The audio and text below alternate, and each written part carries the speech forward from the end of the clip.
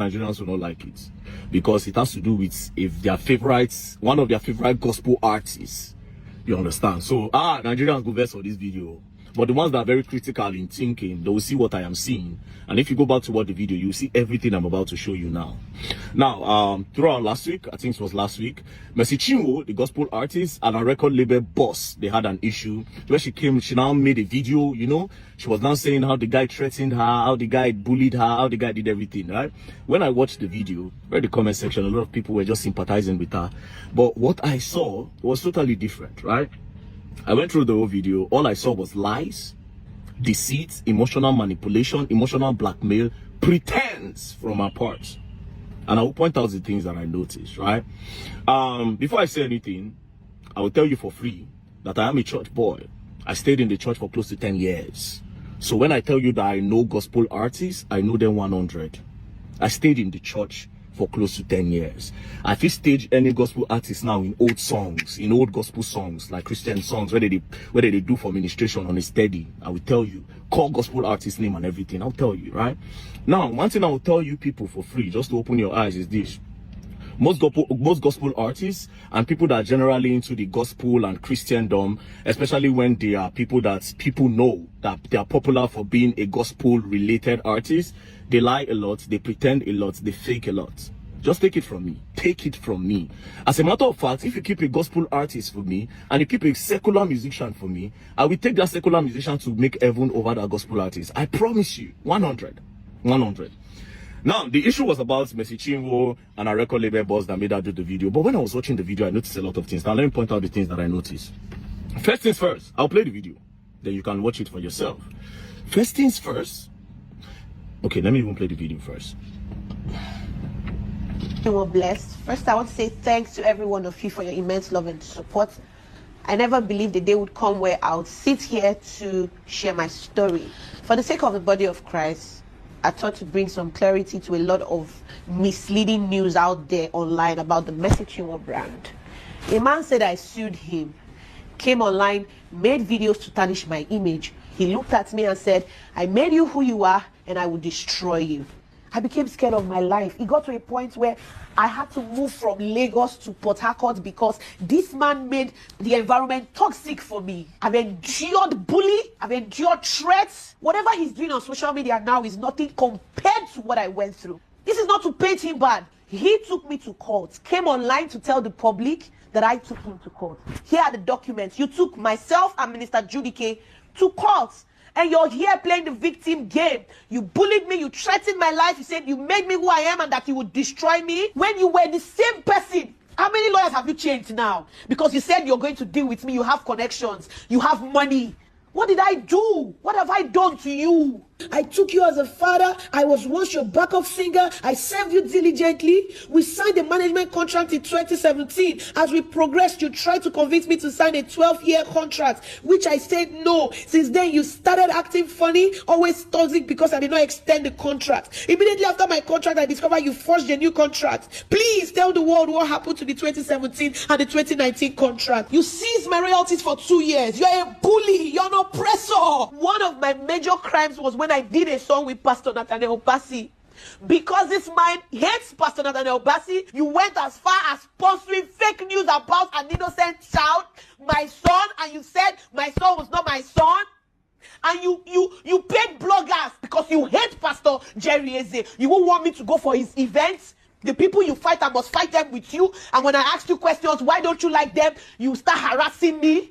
Because you had threatened me countlessly, you said you made me who I am and you have the power to destroy me. You are not God and you cannot destroy me. You have bloggers. I have God. The worst you can do is what you are doing.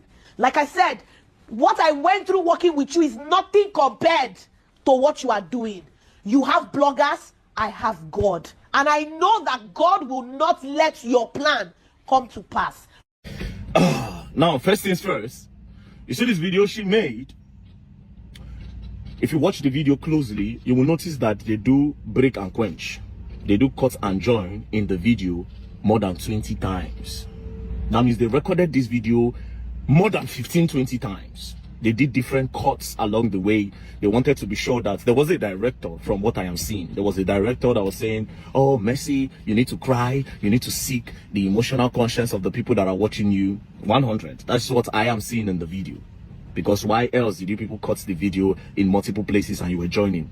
Now, it's not a bad thing to cut and join video to make it very, very precise. But here's the problem with it.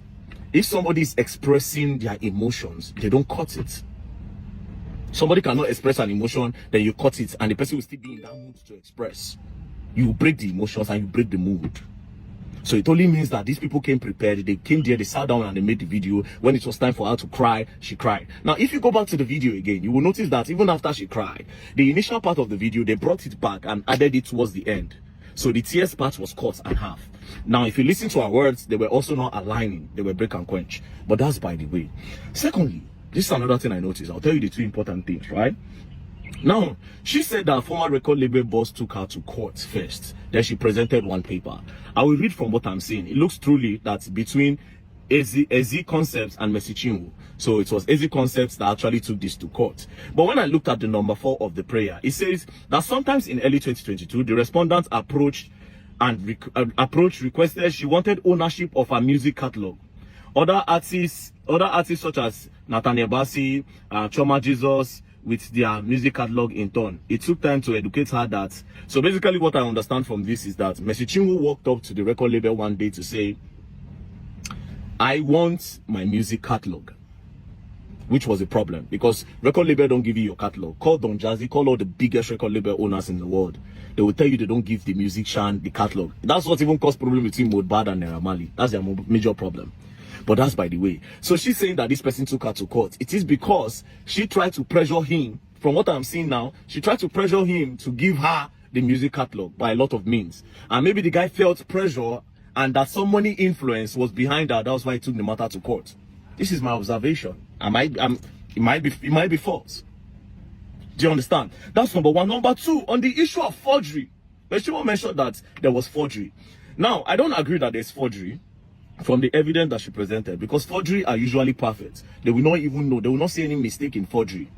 Now, what I'm seeing and what I'm showing you on the screen doesn't look like forgery. It looks like there was a mistake in the documents and they tried to correct that mistake. And after they corrected it, it looks like Mercy Chinwo and the record label boss were both present. That is the only explanation of the 2 signatures that are on this date. As you can see, date 5th day of September 2017. Now, if you look at this thing well, it looks like they wrote 2015, and when they realized, they decided to correct it to 2017. That's what I can see. Might not be true. Now, if there was one signature, it would make sense. But the fact that there are 2 signatures, it looks like what goes on in the bank. You know that when you go to the bank and you want to fill teller, you want to fill teller for bank, and you make mistake, they will tell you to sign on it. This is what I feel happened there. So this does not look like forgery. But they can't say it's a lie. This doesn't look like forgery at all. It doesn't look like forgery. It looks like they were both there. So this one again is off. This one looks like a lie. So these are 2 lies. These are 2 lies. Now, the last part. You see the part where she was bringing in Jerry Eze. The guy does not like Nathaniel Bassey and all that. That the guy went to go and pay money for people to say the baby looks like Nathaniel Bassey. That is emotional manipulation and emotional blackmail. Because when that thing was trending then, when people were saying that the child looks like Nathaniel Bassey, I can remember that you people arrested someone. The person confessed that it was this guy that told him to do that. And during the time that the thing was happening, why didn't you come out to mention that? Point out to see it was this guy. Why is it now full time? And do you have proof that it was this guy that actually paid bloggers to post that your child looked like Nathaniel Bassey? That's another thing. Now, where I fear Mercy Chinwo, where I take fear, I want to come out. Now, when she bring Jerry Eze into it, what was Jerry Eze doing there? One thing. Jerry Eze has a large crowd of Gen Zs and a lot of new generation people watching him, and they love him. So by bringing in Jerry Eze and saying that, oh, it does not like Jerry Eze, obviously there's no witness for that. So she's trying to sound that, oh, me and this guy, we are always together when this guy say he does not like Jerry Eze. So this one don't need witness. So she's confirming it that this guy does not like Jerry Eze. So that other people that like Jerry Eze would not like the guy. I mean, how people can come and say Very Dark Man is not, what Very Dark Man is saying is nonsense. Then we can now go and give it to people that will analyze the whole full video. They'll bring tactical team, bring computer. May they see how many times that video was cut and joined. That was the red flag of everything. Secondly, this part of forgery, this doesn't look like forgery. It doesn't look like forgery. At all, it doesn't look like forgery. And again, the part of Jerry Easy, come on. And that part where you say, you have bloggers, I have God. Come on, sister. Come on. Come on, man. I ain't gonna buy this thing. This thing is emotional manipulation, baby. It's emotional manipulation. That's all I can see.